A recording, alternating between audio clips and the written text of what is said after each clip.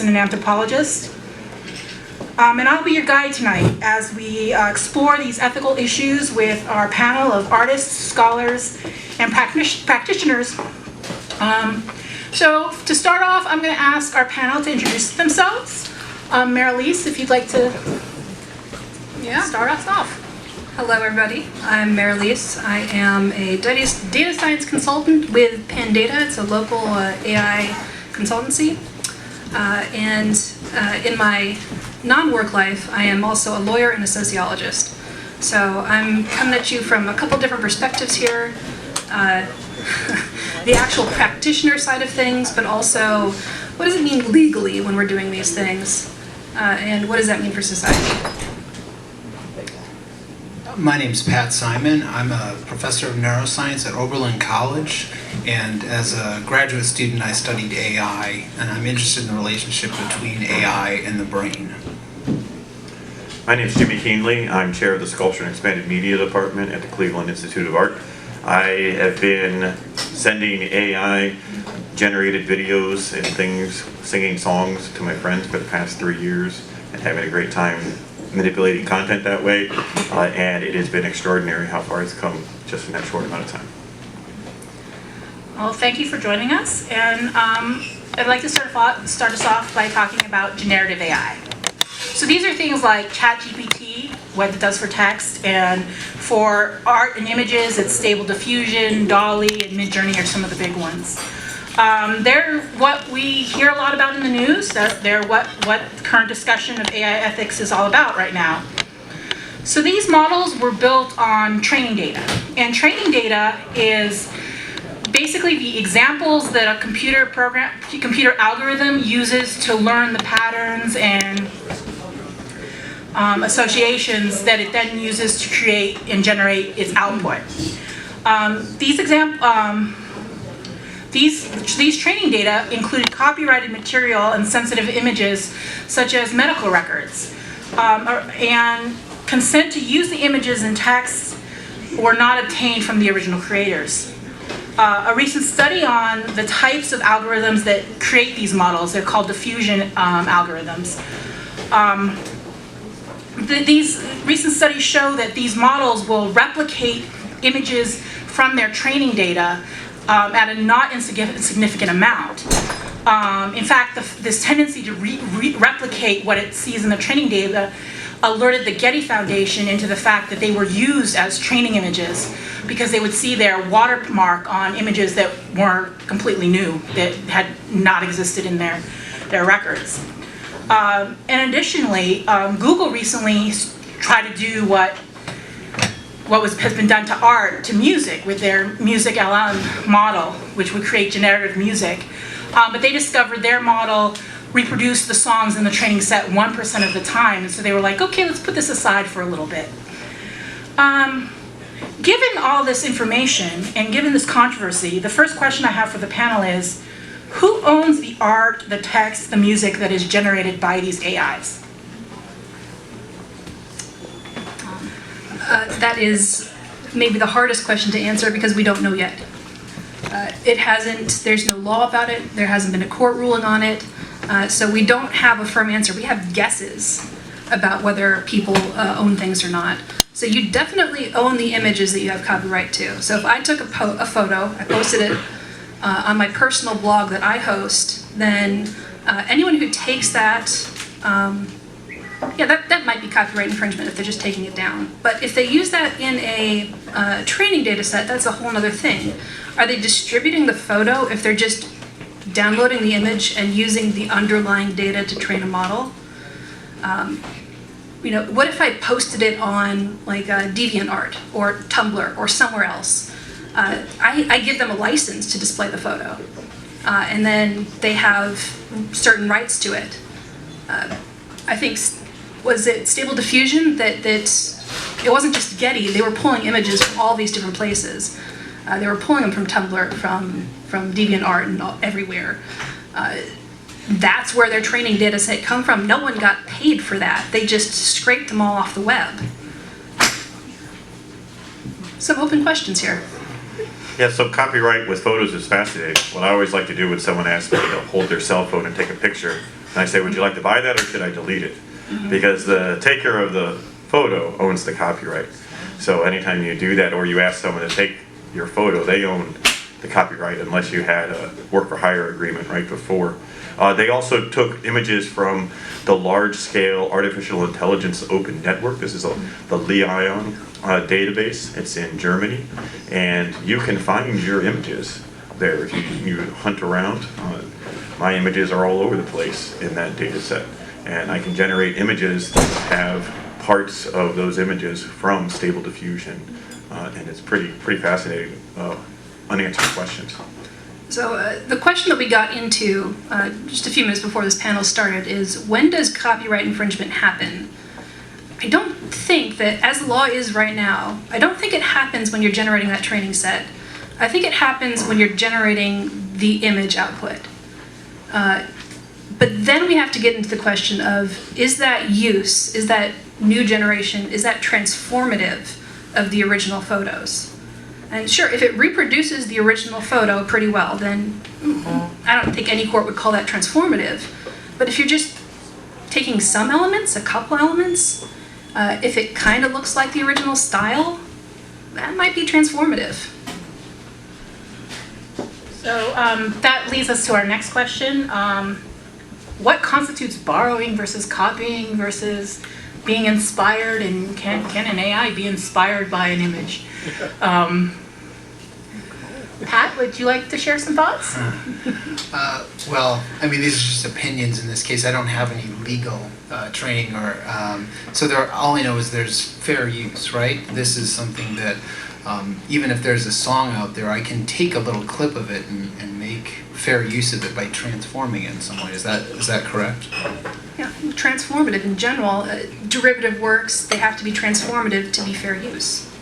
Right. So it seems to me that anytime you run one of these things through a diffusion algorithm or a generative AI, you've transformed it usually, unless it reproduces what was already in the training set. You know, if it was a human, I guess you would say you've added some value, you've transformed it. But if it's a machine, I'm not sure. All fair use tests are unknown until they're settled in a court of law. There's a 4-part test. Is it transformative? The nature of the use, is it commercial or nonprofit? How much of it? So you always hear like, oh, I could use 5 seconds. No, you can use the whole song if it's the right transformative way, and you can use it for commercial purposes. And so everyone has to be decided case by case, and so you can only get advice of what would likely be a fair use claim. But there's a 4-part test that is applied to that, and it can be difficult to understand what you can and can't use. So it's always best just to make your own content. So I'm impressed by these AI companies going for it, because they're making a lot of money on advertising right now. It's not even that simple, because there's cases in the Supreme Court right now about fair use. We don't know what it is even outside of the context of AI. Like we have pop art of Prince. This is the Supreme Court case. Someone took a photo of Prince, Andy Warhol, if you've heard of him, and made a print based off of tracing the outline of the photo. And it's interesting to look at. It's fun. It's very obviously a tracing of that photo, though. And so it's in the Supreme Court right now. Is that fair use? Well, district court said, yeah, it's transformative. Appeals court says no. We'll see what the Supreme Court says at the end of whenever they release that decision. So that this line of conversation takes me into the space about the current lawsuits that have been filed against Stable Diffusion and Stability AI, the makers of Stable Diffusion and Midjourney. So the 3 artists in particular have filed lawsuits against those companies in both San Francisco and London, because they were used in that training set, and they're claiming that their works are derivative works, what the AI is producing. And the Getty Foundation has sent out letters, strongly worded letters to the AI producers where their watermark has been found. And then there's this other argument which you touched upon, is it the Leon network, the large-scale artificial intelligence open network, which is based in Germany, the Leon group, are they the ones that made the legal misstep because they collected this data set without consent, without copyright, without checking the copyright of all the images that they collected and used? Where does the responsibility for these ethical and legal, I'll call them violations, for lack of a better word, who is responsible for them in the creation of these AI? Is it the data set, or is it the makers of the AI algorithm? I think we have a fun new word that I learned the other day, and it's data laundering. It's the idea that the people who collect the data aren't necessarily the people who use the data. So they get the data from somewhere else, and then we're not maybe sure what the provenance of the data was. So, they then train models on the data, and it's been effectively laundered. Like, unless we have some proof, like the Getty watermark showing up in the results that come out, how do you know where that data came from? Just a quick visual aid. I know this is small, but you should see that looks like the same face on both sides, right? So that is, one is the original image and one is a generated image from the AI. So sometimes it can pull out pretty accurate images of what it was trained on. It can be fascinating. And there are also instances where artist styles, like a particular artist has a very unique style, and that is being used as prompts. And then the output of those prompts is being sold as original work by someone else. What are Steamboat Willie has expired. And so people were thinking, well, now I can put Steamboat Willie on my album cover. I can do anything with Steamboat Willie. And what I read was that, in fact, no, you can't. You may think you can, but if you do something that associates an idea with Steamboat Willie or with Disney, you can't make a, I won't go into what you could do with Steamboat Willie images, but you can be legally liable to Disney for sort of changing the meaning of Steamboat Willie. Is that right? Perhaps, but there's a difference between what's legal and what's practical, and I'm not going to go against Disney's lawyers.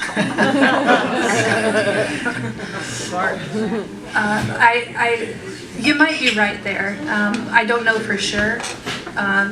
Because there is like the issue of dilution with things that are owned by a company. Dilution, maybe that was the term. So for example, you can't copyright an idea. So dragon shooting lasers, that's not copyrightable. But my dragon that shoots lasers that I drew, that's copyrightable. And you also can't copyright a style, it was just mentioned. But you do have ownership of your celebrity and your name. So I think the problem that the AI companies are going into is that they're allowing those prompts to generate that work. If the prompt was fantasy landscape with dragons and frogs playing golf and pandas cleaning the kitchen with big oil brushstrokes, and that generated a style of a certain artist, I think they would be in the clear no matter what. But the fact that they have like Takashi Murakami in the prompt and then generating the work, I think that's where their main problem is, in my opinion. And another tricky thing is if you have a pre-trained model and then you train it specifically on the photos or the artwork of a particular artist, so it learns to imitate that art specifically. That's also kind of a moral gray area, if But it's not not legal. illegal, right? Oh, this is ethics, so.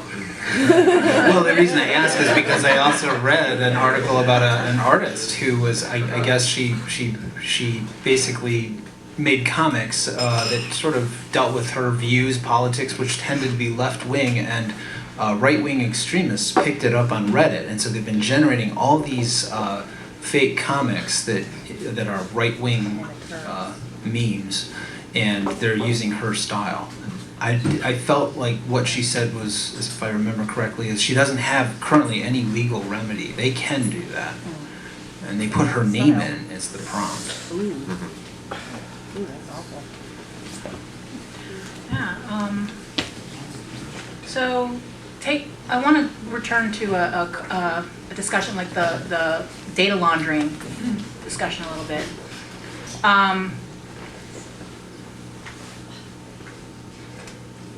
Are we going to see regulations to try to limit that, or other types of ethical gray areas, or is it too late? Way too late. People have been telling the government to regulate AI for at least a decade, and they haven't done anything about it. Not substantially. There's a lot of professional organizations out there that are trying to put together frameworks of how we should be approaching AI. Like, this is what a responsible and ethical company would do under different circumstances. You know, they would make sure to license the photos. They would pay the annotators who are looking through and identifying racist or harassing things more than just a couple dollars an hour. But we don't have any of those standards yet. Doesn't seem very likely either, given the composition of Congress. So, the cat's out of the bag. So, right at the beginning of COVID, your first introduction to AI was probably with Facebook and Google telling you who your friends were, and them noticing where they were in the pictures, even when like their head is turned. Like, oh, that must be Jackie there. And then at the beginning of the pandemic, there was something called the first order model, which you could run on Google Colab, which is a notebook online that you can use GPUs owned by Google to do machine learning and data processing. And you could take a single photo of a person and make them do anything. So during the pandemic, when I taught my students, I would always introduce them with a video of like Wednesday from the Addams Family, or Jon Snow from Game of Thrones, singing them a song like, "It's Friday, it's Friday, it's time for digital art." I would even do most of my faculty presentations on Zoom as like Jon Snow, because it was just more fun. But it was kind of 256 by 256. And then suddenly DALL-E comes out, and I was really excited when I was on the wait list and got through and was using DALL-E. And it was like, this is amazing. I kept showing people, like, look at this is amazing. And they were like, what are you talking about, Jimmy? And then Stable Diffusion came out, and you could run that on your laptop. So that means you are disconnected. I have still a copy of the training set. So once that's all over the world, there's no going back. And those open source models are going to be there more and more. And Google just released Muse. So they had Imagen, which is like DALL-E, but it takes like 10 seconds an image. On the same hardware, Muse takes 1 second. They're almost going to be at real time. So we're talking orders of magnitude improvement in a matter of months. So soon it's going to be video. And there was a great article in the Times, 3 days ago, about state actors making fake people that talk to you on the news telling you fake things. Enjoy the next election cycle. Yes. Oh, wow. So, this takes me to the question about where we're going with the capacity to create images, text, video, music, whatever, generate this using AI. Currently, there's a lot of people saying, well, look, you see this picture of someone with hands and they have 12 fingers. That's obviously generated. Mm-hmm. Or like the earrings are mismatched on the photo. And then you have other people who are like, no, wait, this is already devaluing human-made art and creating opportunities for manipulation and bad actors. What are the limitations of AI currently, and how long do you think they will remain those limitations? I mean, I think the fingers thing and the teeth thing is clearly something that identifies fake AI, deep fake stuff. I think it'll be 6 months, and you'll have stuff that is just absolutely photorealistic down to every detail.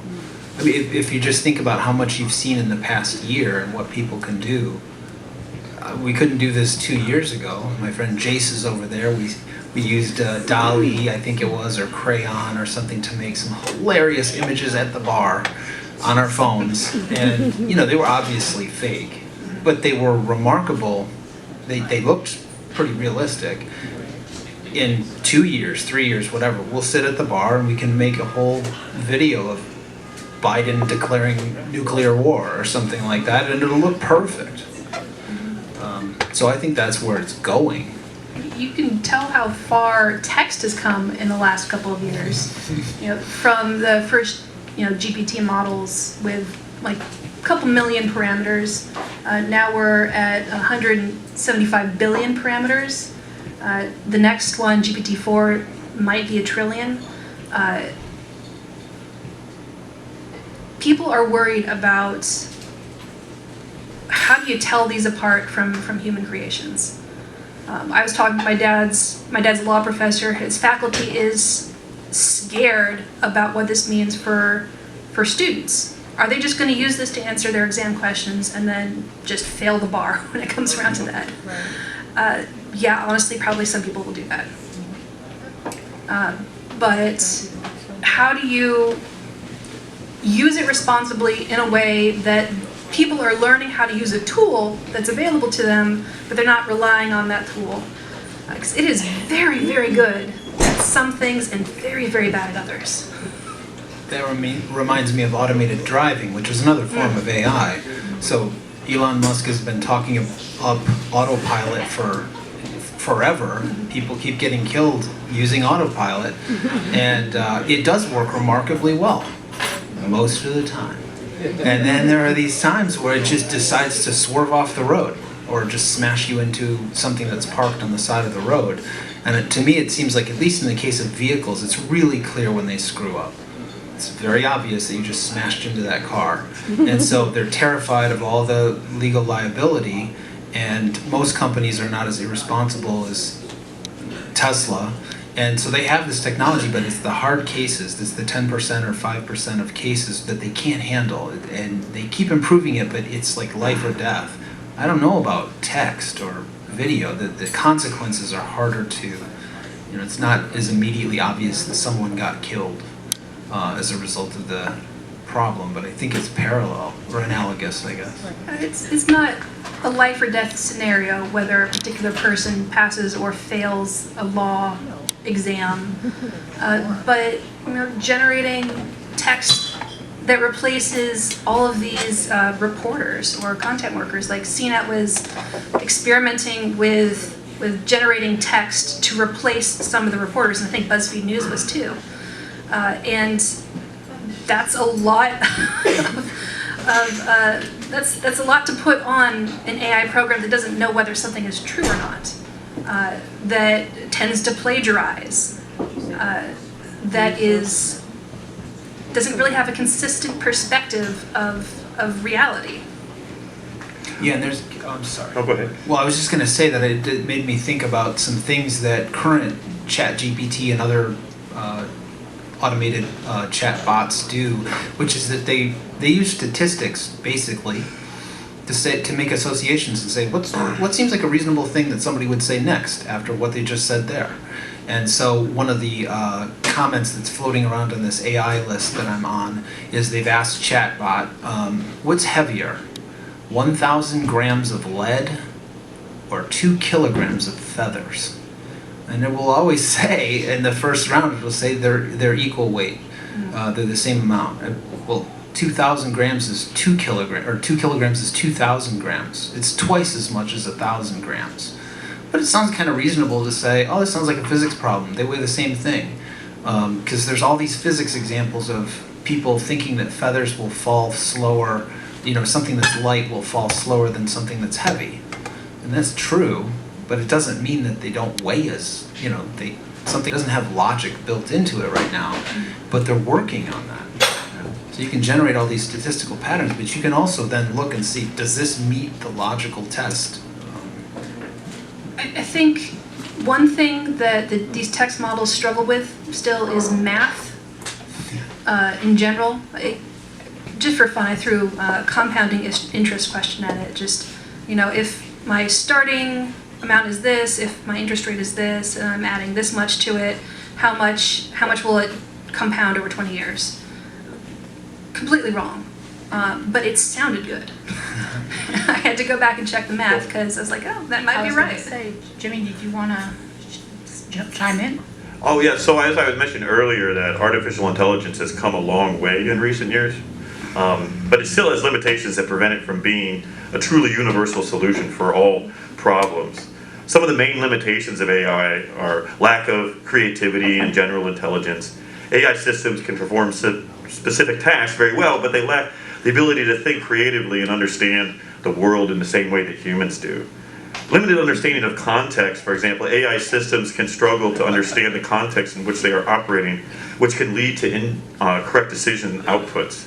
Bias and discrimination. AI systems can sometimes perpetuate existing biases in the data that they are trained on, leading to discriminatory outcomes. And lack of transparency and interpretability. So some AI models are so complex that it's difficult to understand how they make their decisions, which can make it hard to trust their outputs and hard to correct their errors. Has anybody ever heard of the Turing test? Sure. And the Turing test is like, would you know if you were talking to a human or not? That was ChatGPT. So I just asked ChatGPT what are the limitations of AI, and I figured I'd read it to you. So it's pretty, I changed 2 commas and a colon, but other than that, that was what ChatGPT said, and that's pretty amazing, and it's only going to get insane in 2 years. I've had conversations about ethics with ChatGPT. It's kind of interesting. And so, you mentioned bias, and so we've talked a lot so far this evening about art and text. But AI has been everything in our lives. And these questions about ethics are not yet new. AIs have been used in bail and sentencing and parole decisions, and some of them have been shown to make recommendations that adversely affect Black defendants, and alternatively, are less likely to be adversely affecting white defendants. Similar effects have been shown with medical, AIs that look at medical interventions and when to institute a medical intervention. Has been shown that it has racial bias. Amazon scrapped a resume evaluation tool it had because it increased gender bias in the hiring practices rather than decreasing them, and so they were like, oh, nope. They couldn't figure out why it was doing that, and sometimes some argue that it was gendered activities or things that fall into, knitting is an activity on someone's list, and that triggers it that it's female. And even today, an article in The Guardian talks about how models that are out there to prevent us from seeing pornography or explicit images are biased against, are biased to consider women in everyday activities like exercise or showing their bellies when they're pregnant as being racy or explicit more often than men. Well, they can't show their bellies because they're pregnant, but men doing exercises or at the beach or things like that. So these are some of the things that are happening with AI. How do we eliminate this bias? Well, I'll ask you a question, Julie. What is fairness? Oh, Yes, we need to answer that before we answer how we that's eliminate bias. Fairness. Yeah, in a lot of cases, particularly in the case of the. For it's called Compass AI, and there's a well-studied case by ProPublica about the recidivism in defendants, and on one way of analyzing the data, it's perfectly fair. It's making mistakes equally, but when you analyze it for outcomes, it's where there's bias in it. And so, yes, that would be we have to decide what that fairness is. What do you think that fairness would be? Well, as a sociologist, I haven't come down to a decision on that. I will say that I think the AI we have is replicating the biases we have in a society, And we haven't solved for that. I don't know how we solve for bias in AI until we solve for that, or they're both feeding into each other, basically. And you mentioned the Amazon resume review. There's a pretty famous sociological article by Shelley Carell, I think. It's the motherhood penalty. What they did is they had people evaluate resumes and assign the person a salary. And turns out when they had like parenting-centric activities on the resume, people would devalue women and give more money to men than average. So basically the ranking was married woman, single man, married man. And that is replicated in AI. We've known about that, and yet it still happened pretty recently. Yeah, all the biases, the way to fix biases in AI is to fix biases in real life. Like what you just said, I have a 2-year-old, so a pandemic baby, and it takes my breath away how much credit I get for doing anything for the child, like at work. Like, oh yeah, whatever, Jimmy just missed the meeting, that's of course, yeah, whatever. And it really shows there's plenty of mothers at my work too, but that deference is not given. And it's nobody's fault, it's all our fault, right? And so it's just in the culture, and that's how we have to fix that bias. Type in CEO or scientist in one of these image generators, and I see a lot of people that, white dudes. No, I tried to tell it to, using DALL-E and ChatGPT, I wanted it to write me a story about a detective, a steampunk detective who solves a mystery on a train. Both of them gave me a male detective to start off with. I had to specifically say, what, give me a female detective. I want Clara Steamwhistle to be the detective here. Yeah, I think this illustrates just how much these things don't think yet.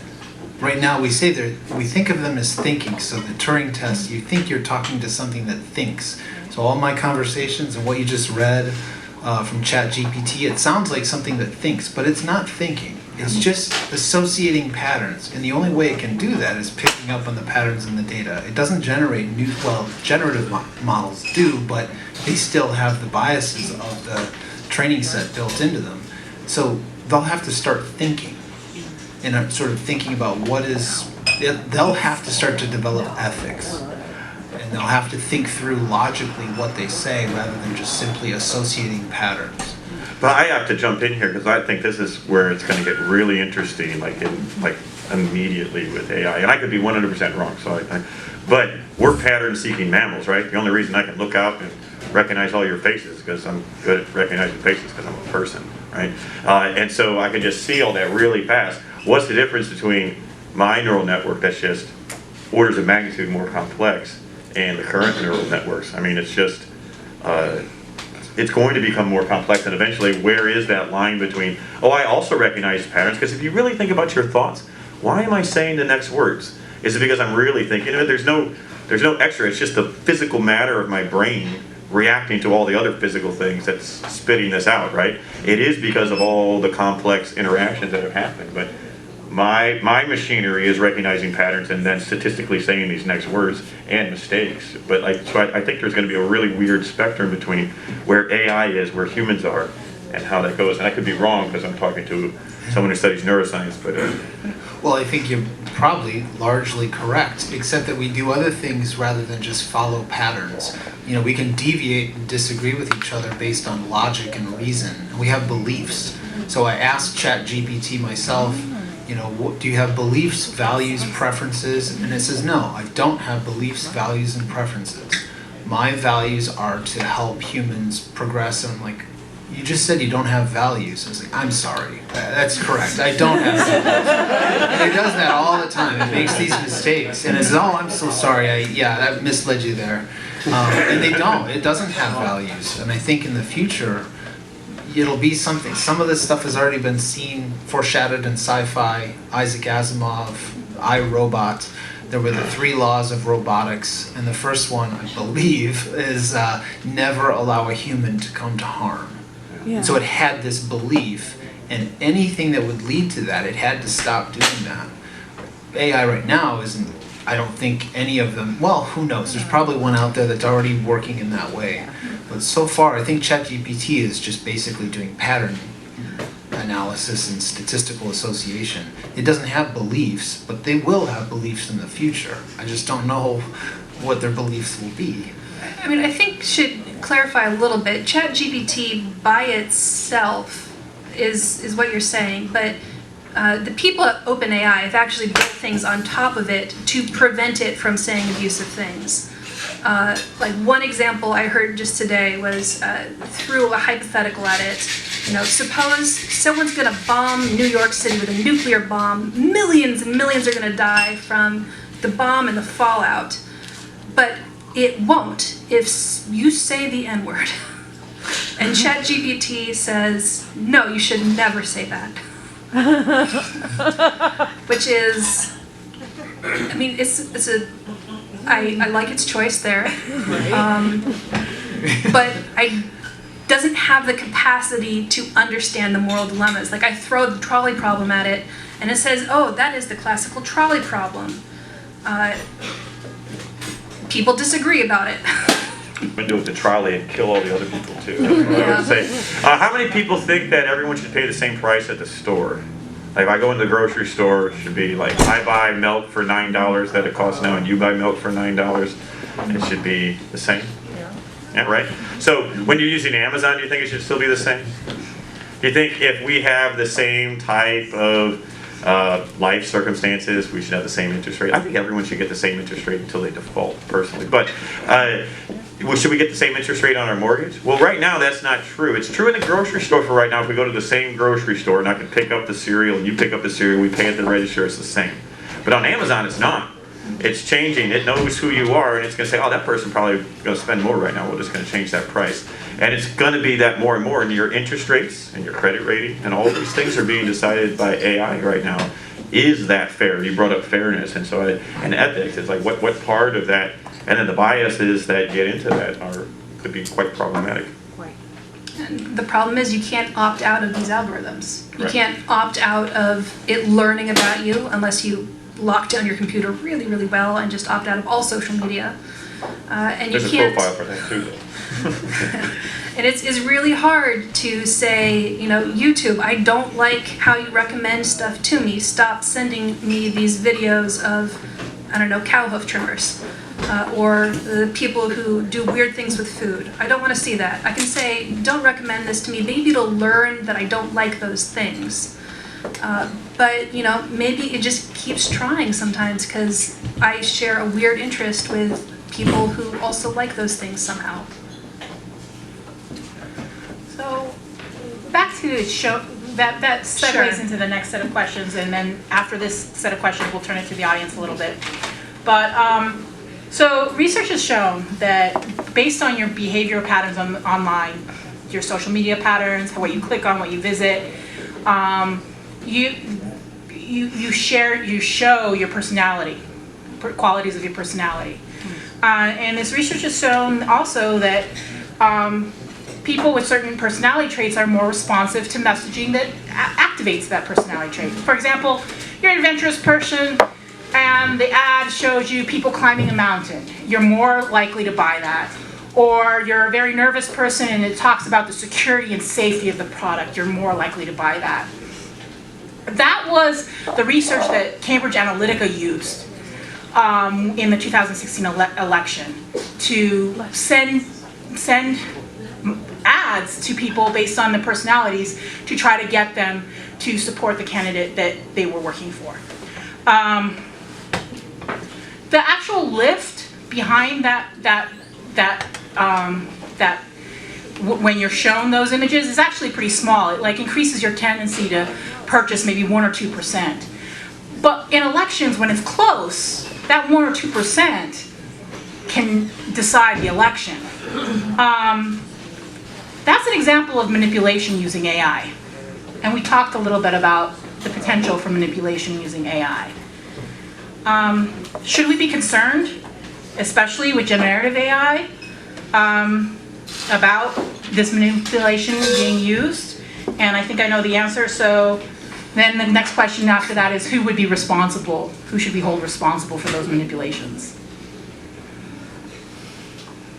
I just want to, right before we answer this question, I just want to bring my analogy about the same prices. The grocery store's not safe anymore. Anybody heard of Detroit? We're not Detroit. Y'all seen that YouTube video, right? Yeah. So anyway, in Detroit, right now, you go to Detroit, and you go to the Delta's main terminal, and you have a ticket, and you opt in. It'll look at your face, and then you just walk around the terminal. And when you look at all the screens, it has enough angles of projection to can track your face that it shoots light only at you. And so you see a screen, but if we're sitting right here, it's real close. We can both be looking at that screen. See, you should buy aftershave. I should buy diapers. Right? And it's going to just have that up there, and no one is having the same reality. And so that's going to be our real reality very soon. So who's responsible for doing that to us? Yeah, well, I mean, I guess I'm concerned about all of these things, but I also wonder sometimes how new some of this is. So computers have been used for a long time to do a lot of things that don't sort of fall under AI, or at least machine learning. But for example, we already know who votes for who, and so we gerrymander like crazy. And so what they do is they just try every possible organization until they find a map that will favor their party. And that's happened in Ohio. We tried to stop it, still can't. So that wasn't AI per se. It was computer use to manipulate elections. So that's been going on for a while.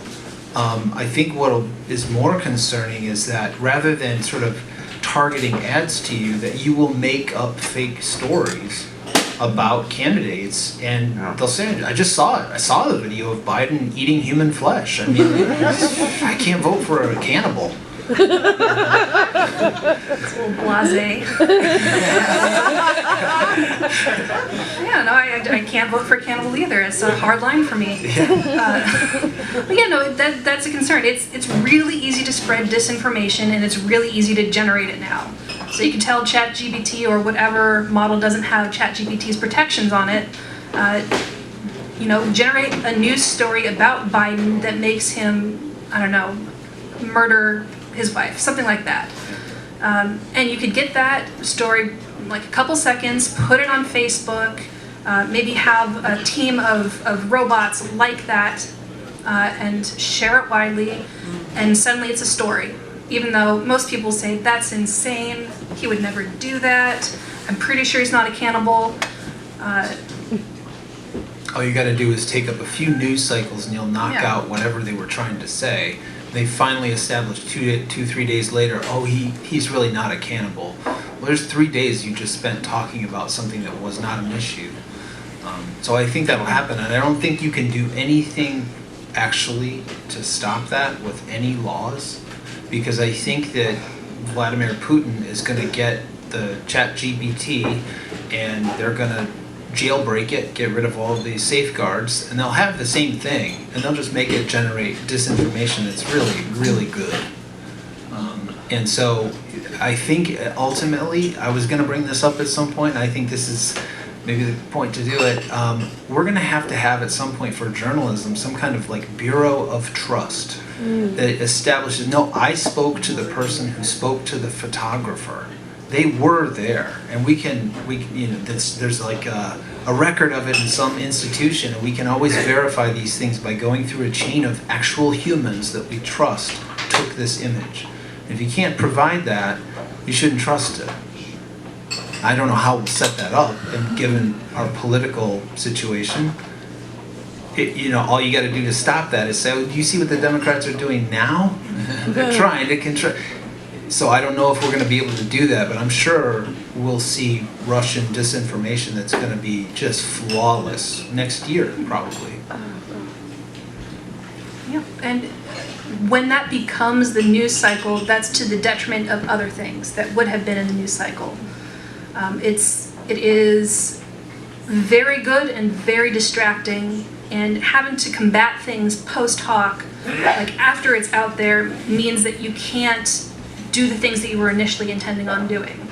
And that is a very easy way to change what people are talking about. we want to say that Joe Biden is definitely not a cannibal. We want that known. Or a murderer. Yeah. We all agree that we probably shouldn't have like lead in our milk. And, you know, if I buy chicken, you shouldn't have razor blades in it and things like that. Tyson, that's your fault. Tyson, everything's your fault. Tyson, it's a terrible company. But we should hold companies and large organizations responsible, right? We individuals have less responsibility, and you know, if I accidentally spill, you know, polyvinyl chloride in the street, it's less of a big deal. Like, oh, I'm sorry, that sucked. But like if Norfolk Southern does it, then it's a lot bigger deal, right? And so I think we have to hold the actual companies that are doing this responsible. Stable Diffusion, OpenAI. I think if there are consequences that are bad because of what they did, I think product liability is probably maybe the only way we're going to do anything. And what sucks about that is it's going to be after the fact rather than preemptive of telling people not to do that, because lots of babies die by being strangled in inclined sleepers before they say, oh, maybe we won't make that anymore. But we made a lot of them and we sold them to you, but don't use them anymore, right? So I think unfortunately that's retroactive, but it's all we got. So, and I thank you for the conversation so far. On that dystopian trend that we're headed. I'm an AI optimist, but I do see the Yeah, but I'd like to have the opportunity for the audience to ask some questions. Yes? How does the brain switch between logical processing and statistical processing? Oh, that's a good question. How does the brain switch between logical processing and statistical processing? I think a lot of psychologists would say that it's always a blend of those things. And then you start learning sort of certain tricks. You learn that you've made mistakes based on associations, and you know now, don't do that again.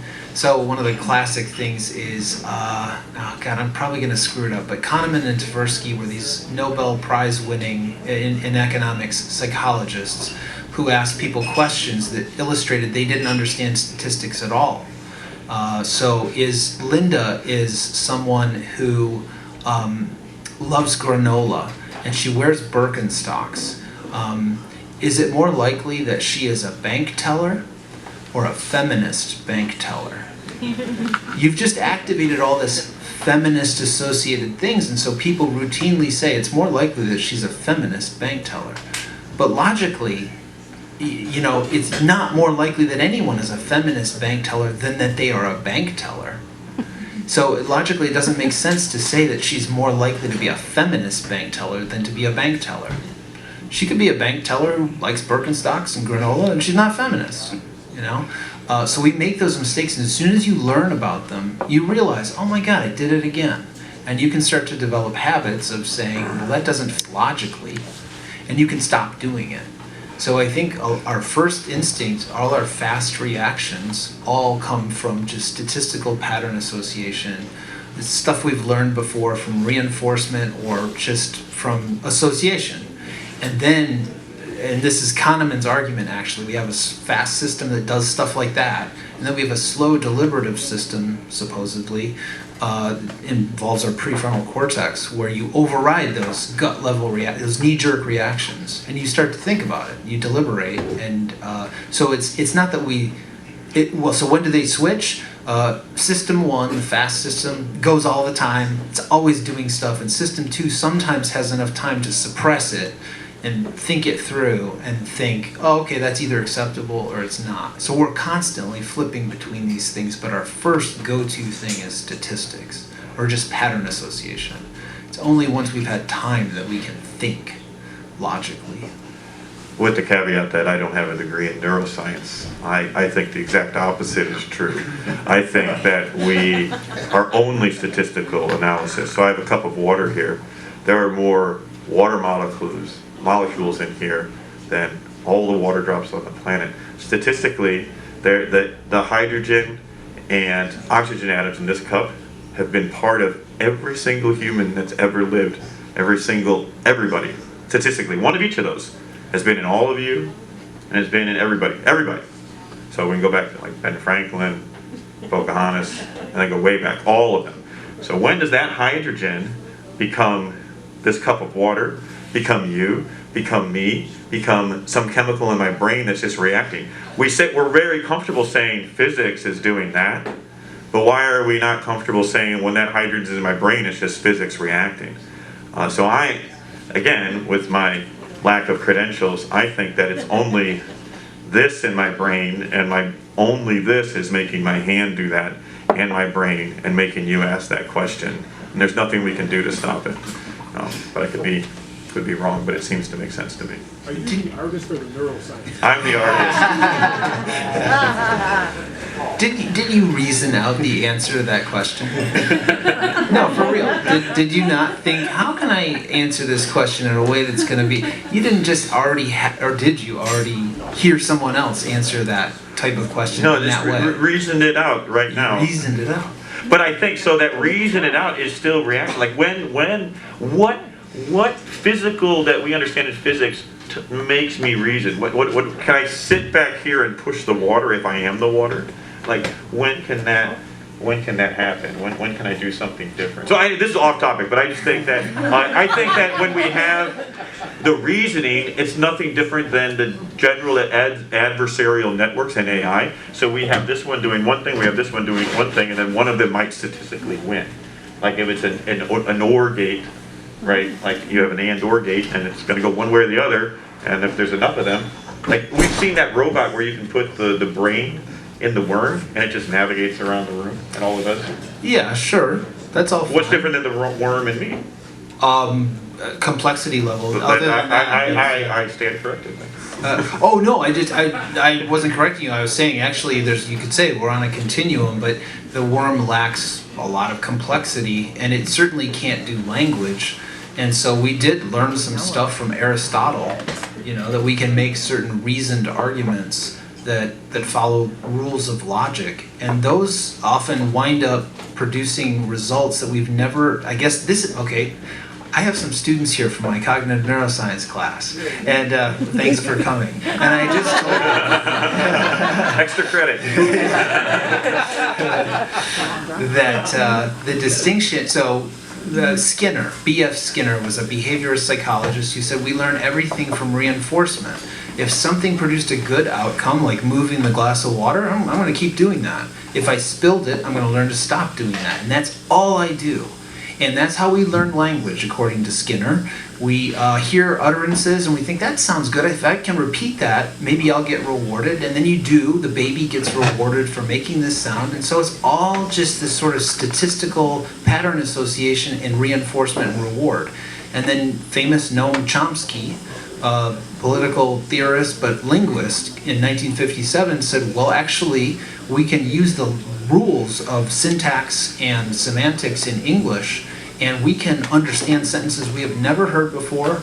We can process new arguments that produce outputs that are actually in conflict with the patterns we've seen before, and we still go, oh, that's rock solid. I mean, I just proved it. I didn't ever think that was true, but the logic says it is. So we can do things like that too that conflict with our training set.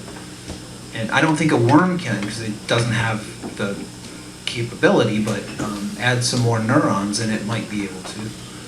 Add some more neurons at Dalek and we'll be there. That'll happen. Yeah? I have a question.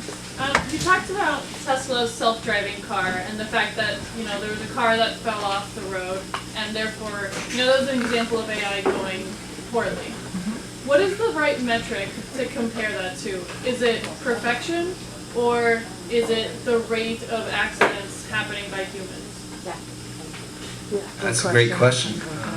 I mean, and I don't have the answer. I think the funny thing about Tesla's auto-driving thing is, and it's Elon Musk's argument and a lot of other people's, is that if you just have everybody's car driven by artificial intelligence, the fatality rate will go way down.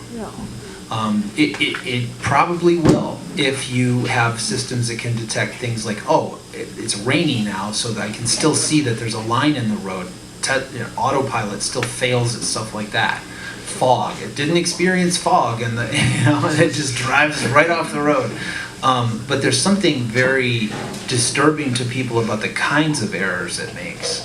that even if the overall fatality rate goes down, there's something about, geez, I was driving on a straight road and you decided to just veer off to the right. It's terrifying. And so if you take into account the terror it produces in the occupant, maybe that's part of the calculation, but I have the answer to that, so I don't know. Jace? So we've talked a lot about kind of like ethics tonight, and I guess my question is for the users of these systems, what is their ethical obligation or ethical taintedness? If these systems were made unethically, is any output of it ethical? I mean, is that even possible? There's no ethical consumption under capitalism, but there's degrees of it. I mean, cell phones, rare earth metals, everything is unethical when you get down to it. But it's deciding, to what extent can we do the best we can with what we have. Not playing into the algorithm. Seriously questioning why things are recommended to you at a given time. Deciding whether or not to, use art for a commercial purpose that you had basically no part in making. I think we all have individual answers for whether we're going to do those things. I don't think we know for sure what we should do as a society yet. I have a quick question, just rhetorical. So when horseless carriages started coming about, was it unethical to be riding in them when, horseshoers were going to go out of jobs? I know it's kind of stereotypical example, but is that a problem? Maybe we just don't have painters anymore. Maybe there just will be. We don't have horseshoers all over the world now, but now we have a lot of artists. I teach at an art school. Maybe we don't do that now. I think it's we do something else. Farriers, is that the term? That's a cool word. Thank you for saying that. Yeah. So you're right. All right, yeah. Imagine a future where the current suite of tools and utilities that we have that are powered by AI reach perfection. By that I mean they do exactly what the creators set out to do. What do you think we should do as a culture, or as, especially in our schools, to adapt to this new reality? That's a question that my dad's faculty asked today, is how do you adapt to this? Yes.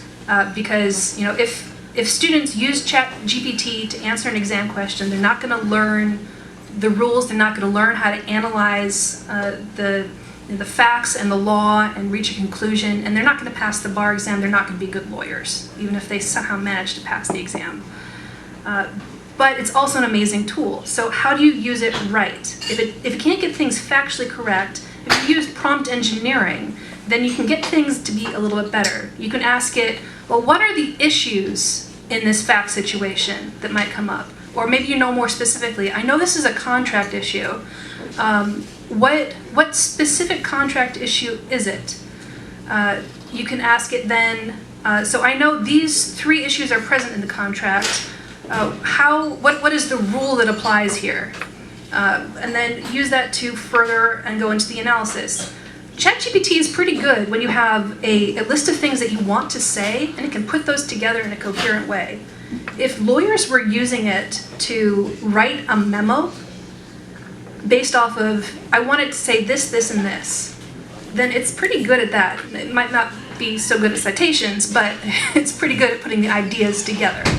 And I assume we'll get to citations sooner or later. I already let my students use it, you cite it like another source. We use it for generating ideas, like if I want to see a shoe that looks like an avocado, I just type that in, and then we say, hey, look, that's pretty cool. And then we did that the other day, that exact example, and it had the seed in a high heel, where the foot would be. I said, oh, that's really cool. We can make avocado seed socks and then make avocado shoes. And I would have never thought of that, right? So it was a tool, and we use it that way. Remember Clippy and Microsoft? Are you writing a cover letter? It's going to be much more like that. Microsoft's already going to be doing this. Everything's going to be just like that. It's just going to be, you're never going to be looking at a blank page anymore. So this is going to be in your lives just like that very soon. And so I've tried to embrace it with my students, and it's like maybe we don't have essays anymore. That's not a skill. I don't know how to count on an abacus, although I've seen a cashier use an abacus to count. And I also don't use a slide rule, but whenever I use that example, engineers get mad at me because they say that's still useful. But we don't do those skills anymore, and so we can do other things. Calculators used to be a problem. Well, now we just use calculators. I don't even use a calculator. I just say my phone, what is pi divided by 7? You know, and then it tells me. So I hardly ever type anymore, and already my handwriting atrophied, then my typing, and now I guess we'll just be, what is that, Wall-E? We'll just be boneless and laying around. So. UBI, we need UBI. Can I follow up on that? Because I'm a teacher and I'm concerned about this issue as well. And I think, and I also use computers to do a lot of simulations and things like that. And so ChatGPT can come up with logical arguments that when you look at them, they're not logical. So you said, that it's perfect. Well, what does that mean exactly? But I think it would be a good idea for students to experience generating things automatically and then finding out, oh, that's really misleading. And show them example after example. Wow, you screwed it up again. And so, we do things in numerical computation. A lot of problems in my field and other fields, you run a computer simulation of something. Well, it spits something out. But for example, climate models that tell you what the surface temperature will be in 50 years. There's a whole bunch of different models. They come up with different answers. They're usually in some range, and yes, it's getting warmer. So, but you can find, without your knowledge, you can sometimes generate completely wrong answers, and the only way to catch it is to know something and say, wait, that's crazy. And you go in and you look at it, and you go, oh, because I put a negative sign here. Or because ChatGPT put a negative sign here. It shouldn't have put a negative sign, and it changes everything. If you don't know anything, it's almost worse than, what you get from it is worse than nothing at all in many cases. I think if you just scare people enough with situations like that, they realize that they're going to have to learn for themselves or everything's going to be screwed up. And when we say perfect, does that also mean that it was, it knows what happened yesterday? Because right now, it doesn't know what happened in most of 2022, let alone what happened yesterday. So, even if we have a perfect model, it is going to be factually correct every single time. That's only when it has the information somewhere living inside of it already.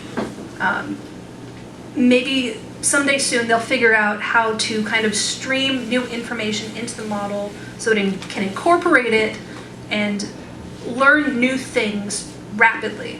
But, is that what a perfect model looks like? Oh. I tried to write my question kind of down on a napkin because this stuff is complicated. But I kind of wanted to ask about what this might mean for the value of like human intellectual property, like kind of as an analogy for Marx thinking about factories in Germany and how like that would drive down the value of human work. When the AIs advance to the point where they can replace human intellectual property or can do it better, what does that mean for us? I've thought about this quite a bit. So the idea is, the question was, what does this do to the value of human labor in terms of intellectual creations and things like that? And I the only thing I can think is that, well, it'll be a really strong driver if you want to create new stuff.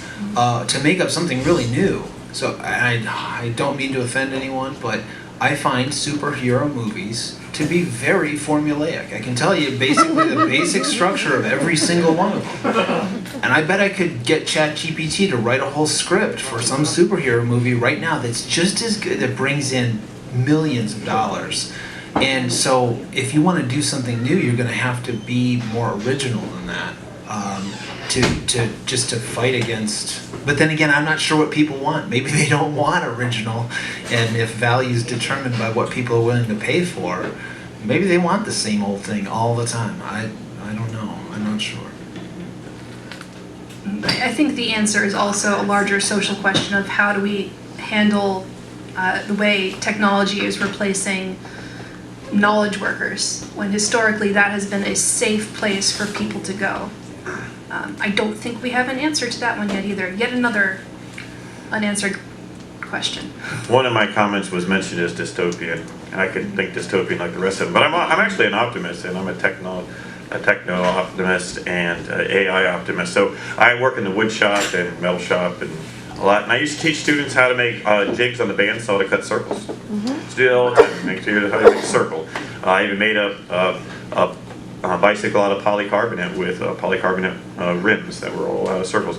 I don't do that anymore. I don't teach a student ever how to make a circle on the bandsaw. We do that with a CNC. I said, why don't you just draw a circle on the computer, and then we make the robot do it, and then we can go do something else. We can do something else while the robot cuts much better circles. So it allows me to do more things than I could before, because before I had to sit there with a little nail and spinning the plywood on the bandsaw. Now I'm just like, robot, make lots of circles. And now I can think about other stuff. I have a little bit of a statement, and I'm curious to each person, and this is probably more about your personality. Like with things like biases and ethics and justice and stereotypes, those are all human, right? So if AI is mimicking and getting patterns from humans who program it, won't it eventually be like the consensus? Like, do you not think that probably there are more good people than bad in the world? Or do you think this is something that is just going to completely take over and dominate us as humans?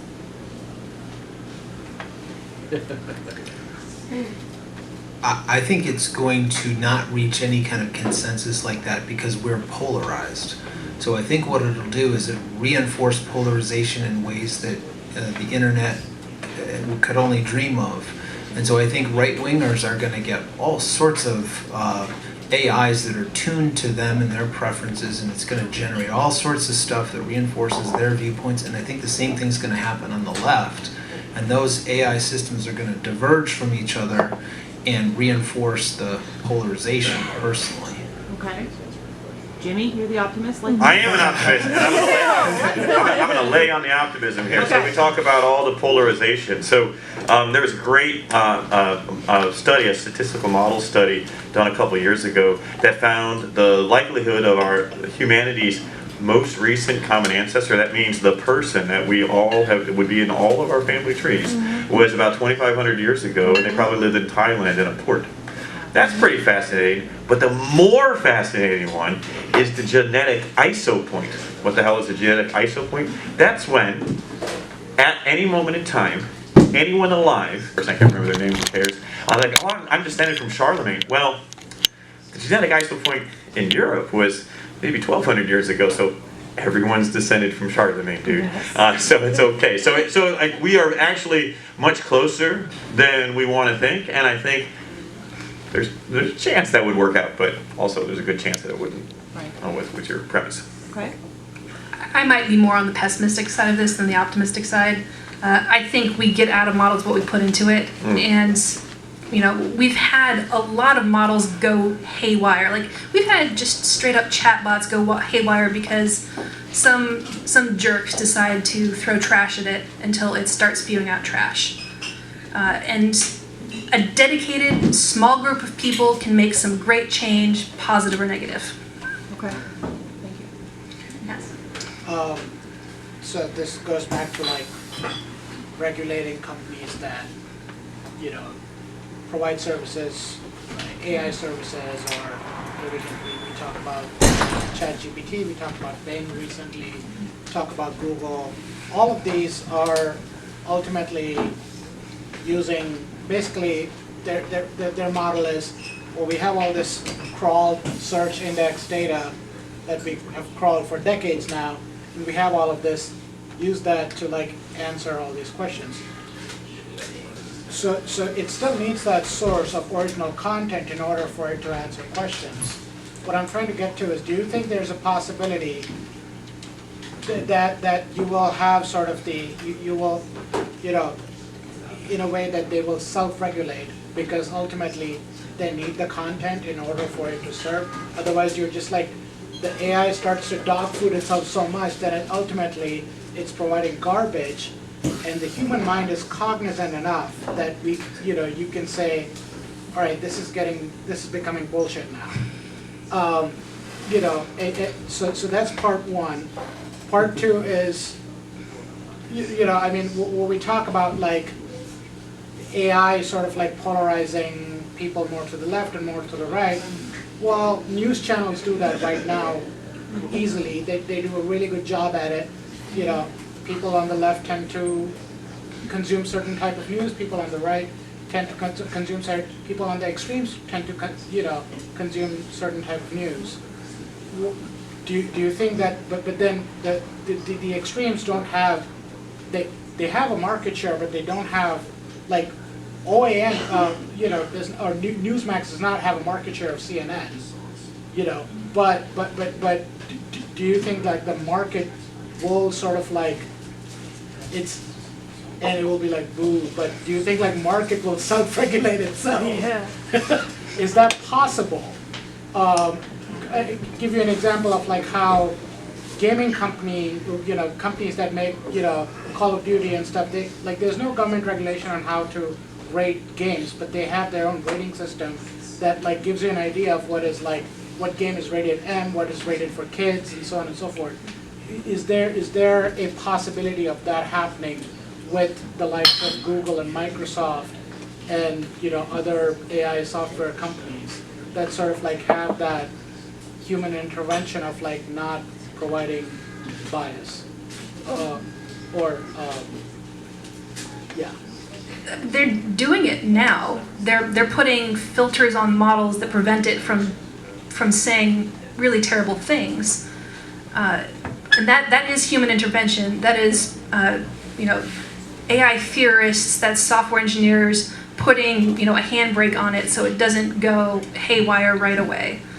But OpenAI might be making different decisions than a company sponsored by, or a model sponsored by a company that doesn't care so much about that, or would put handbrakes on it in a different way, saying it doesn't want to talk about LGBTQ topics. Like that is a no-go for this particular model. Or if it does talk about it, it is in a derisive way. It's something that's down to the company, and currently only some companies are doing it, so it's only going one way right now. I think there's too many externalities that would lay us to waste. An externality is like, well, if I have a trucking company and I am making lots of money, but I'm giving kids asthma because I'm driving down the street burning diesel fuel, the cost of the kids' asthma is part of my bottom line, but I don't have to pay for the kids' asthma, so that's an externality in economics. I think there's too many externalities from big tech firms just doing whatever they want, like taxi drivers, the gig economy. Why does delivery food cost 4 times as much now? That, yes, they would self-regulate, I think you're correct, but I think the damage that would be done along the way would be tremendous. Esther? I'll preface this question or statement by that I grew up in the 80s, so I'm a big fan of the science fiction Terminator techniques. I also work in IT, and I work in an industry that does a lot of financial transactions. And there's a lot of financial marketing people that are eager to unleash the AI into this tool that we build to be able to better make decisions and regulate money. Does anyone up there feel like there's a tipping point, and again, I don't know as much about this as I'd like to, where we're going to press a button and put an AI not just in charge of the Tesla that might accidentally kill a percentage of its drivers, but now can wreak a lot of havoc because it's wrong, very wrong, but because it's now like the sexy thing or the it thing that's come out. Well, it's already happened with the flash crash, and many times, as you know, so I think that'll only be more prevalent. soon. Could you tell us what the flash crash is? So there's algorithmic trading, and there's the speed of light, right? It's only one speed, but apparently it matters. If you want to trade with computers very fast, you need to be closer, and if you're farther away, light travel takes longer. So there's people that pay lots of money to be very close to the stock exchange, and those places have lots of computers that are algorithmically trading over and over and over again. And the flash crash was when something went wrong and some algorithm was incorrect and it made a mistake and they had to stop. It's happened a couple times, and they've had to stop trading because it was that bad. But they were able to catch it. But I think the premise of your question is, what happens when it's not just that, but it's running everything? So like Progressive is run that way, everything is run that way, and then the main thing messes up. Well, I think that's going to be a big problem when that happens. I'm an optimist though, but that's going to be a problem. Hi, yeah. I have a question for you guys. So, I think it's safe to say that the majority of the people in this room were born before the internet. And now that we're getting people starting to run our world, hopefully, who were born during this time of AI and generation and ethics, can you foresee or even try to explain some behavioral changes that you're seeing in people who use it all the time? Like, I'm a bit of a Luddite, so when someone's like, come look at this YouTube video, I'm like, I'd rather go play with the bandsaw, thank you very much. So I'm sensing, like, how are people's behaviors changing with the continual and rising reliance on AI? Do you foresee anything? I would like to reference the movie Her. I don't know if you've ever seen that movie, but I mean, the guy falls in love with his phone. And she's an AI who talks just like a human. And I think that people are going to wind up, I think it's already, people are addicted to their phones, right? That's a new thing. We didn't used to have this thing that you gotta see it every 30 seconds. And so this thing becomes intelligent, and it's a great person to talk to. He has this loving relationship with this operating system of his phone. And I think that'll happen. So I think it'll change behavior in ways that are pretty weird. And I mean, yeah, I don't think we've seen yet quite what it's going to do in terms of behavior. But when you can talk to a friend and nobody's around, and this thing's friendly, and it'll talk to you nonstop, it will never get tired of talking to you. You can talk to it whenever. Right now, I'm not sure if you can do that, because I talked to ChatGPT about something actually pretty sensitive, because I was feeling sad, and I got this really nice response from it. I was like, this is great, actually. And then I went back to ChatGPT, and it's closed down. You can't, right now they've shut down the GPT-3 site, and I think it's because they're probably worried about some legal ramifications. But if it was always available, I might talk to it a lot more. And I don't know that people are, young people who have come up in the age of the cell phone, some people learn to suppress that habit, but most of them seem pretty darn addicted to their phones, as addicted as older people. So I don't know that they have any special insight into how to resist effects of AI or anything in technology. I could be wrong about that. We have time for one more question before we make closing statements. Yeah. I hear about prominent journalists talking about regulating AI. I'm yet to hear them talk about the diminishment of human liberty that may involve, such as the freedom of speech, freedom of communicating speech, and code itself as speech. It gives me the impression that they're doing that to push regulations to ultimately help corporations, as has been the case with other regulatory captured industry sectors like pharma. I'm wondering about your thoughts on that. It's tricky because, like, say I post something on Facebook. It is my opinion, it's on Facebook. Facebook is not the publisher. they're allowed to take it down. It's not like a public forum where they have to let me say what I'm going to say. They're also not responsible if I defame anybody. And that's how we've written the laws right now. But we don't have the kind of protection against people going power hungry and getting rid of a single viewpoint across an entire platform. And maybe we should, maybe we shouldn't, because how we are speaking to each other is very different in the year 2023 than it was 100 years ago. Things that weren't contemplated at the signing of the Constitution we're having to decide how to interpret laws that were written in entirely different contexts for what's happening now. And we're very, very, very slow to regulate or write new laws for these things.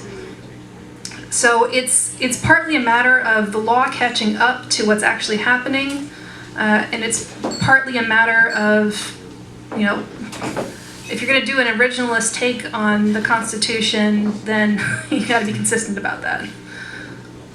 Earlier I mentioned it was too late for regulation. I think it's the same way with encryption. The director of the FBI can blather all they want about wanting to end encryption, but if it ever really happened, it wouldn't take long for all the open source models for people to choose, if they wanted to have an encrypted device, right? And I might be speaking out of turn for all the pie ladies here that know more about encryption than me, but that I just think it's too late because I can run Stable Diffusion on my laptop, so regulate that. Although I think there should be regulation because of the externalities that I mentioned. That's a nice thought, and I'd like to think that's true, but it doesn't solve the problem of government repression and harassment. Like, in other words, they could detect if you're sending an encrypted message, stop the message, and carry out actions. Well, that's the same thing like if you're using the Tor network, use it all the time. Because then, don't just use the Tor network when you're planning to overthrow the government, use it all the time, because then they just can't identify the traffic that you're using. Have everyone use it. But then you can also use the AI to have disinformation to the government as well. They have ways around the Tor network. They can order system administrators to replace servers, and then order them to be quiet, just in cases where they've done things like that in the US. Power in numbers is all I can say to that. All right. I want the last question I want to ask tonight is, if there was one thing you'd like our audience to walk away thinking about, what would it be? Jimmy, if you'd like to go first. Sure. So we started with ethics in AI, and so when the cable company used to call me and say, "Do you want cable?" I would say, "Have you used the internet?" And so I asked the same question: have you used the internet? And Reddit and the rest of the internet, all of the internet has a lot of adult content on it. And we haven't even talked about all the generative and non-consensual AI imagery that is occurring right now on Reddit. And it's just as bad as you imagine it could be, and it's only going to get even better and better and better. And I think that all of the disinformation and the trust and loyalty is going to be important. I've been telling people about DALL-E 2 and all these things for over a year, and then other AIs before that, and everybody's just like, Jimmy, it's just think. Then suddenly in October, everybody's like, what the hell, right? And so it's only going to be orders of magnitude every single 6 months. And so I think we all need to collectively think about what we want to do with it. Yeah, I guess I would leave people with the idea of treating people as sources of trust. So we're not going to be able to trust images, we're not going to be able to trust text, we're not going to be able to trust that music or art was created by humans. So you're going to have to interact with humans to verify this stuff. And I think what we're going to have in the future is some kind of human system where you want to find out if something is true or generated by humans or something. You're going to have to ask some bureau where there are people who talk to other people who are trusted, and we have some kind of bureau of trust. so that we can authenticate things, because everything is going to be fake in the future if it isn't verified in this way. I think I'll end this on a note of for every bad actor out there, there's going to be a lot of indifferent actors, people who don't really care if it doesn't affect them what the AI is doing. So I think the only way to combat that is to get people to care about what's happening in all of the different ways.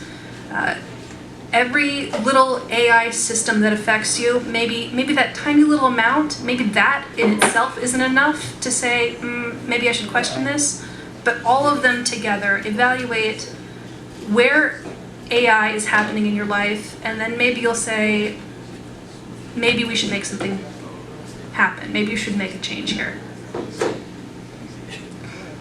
So I want to say thank you for coming in, having this discussion with us, all of you in the audience, and also the panelists, Jimmy, Pat, and Marilise. I think that I want, the reason why I organized this panel is because I want us to start talking about having these conversations with a broader audience, not just with the people who are making the programs. And the more we talk about this, the more we can build a better future. Thanks to Happy Dog and the Cleveland Pie Ladies for sponsoring this event. And I want to say thank you to the wonderful staff who have kept the dogs and the drinks flowing tonight. Yay! Thank you,